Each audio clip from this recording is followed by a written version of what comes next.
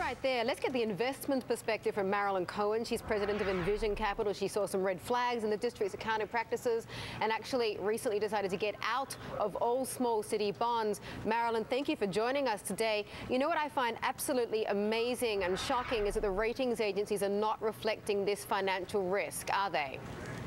They are not. And you hit a big bullseye, because most individual investors who may own these Poway capital appreciation bonds look at their monthly statements and they go, oh, Moody's says AA2, S&P says AA-, no problem, and they go off on their merry way. So it is really very disingenuous that people do not understand what's below the surface as far as the borrowing is concerned. Marilyn, can this be renegotiated? Bonds like this, maybe not just Poway? I don't know the answer to that, other than if it was under a structured bankruptcy, which is what we are seeing in Stockton, California, and of course San Bernardino.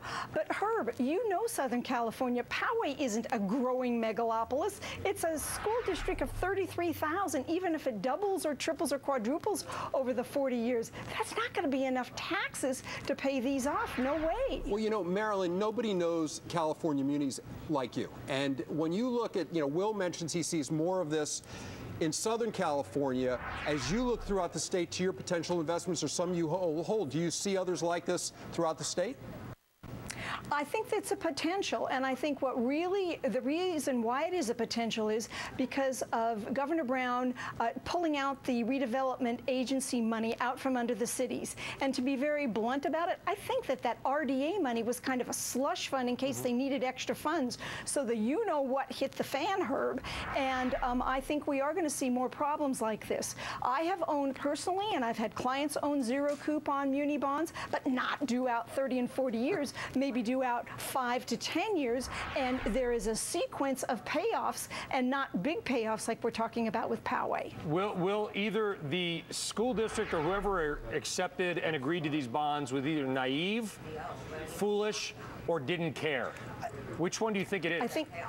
I think naive and foolish. Will, to you. Well, I think that what they wanted to do was they wanted to meet their promise to the taxpayers, which was, we're not going to increase your taxes. And they did that, right? I mean, they figured out a way to do that. So are they foolish? I mean, a guy told me, one of my sources said, these are either the smartest guys in the world or they're going to cause immense problems. So it's going to be one, I think it's one of the two extremes. It's a fascinating story. Thanks for breaking it. Marilyn, Will, Herb, thank you all.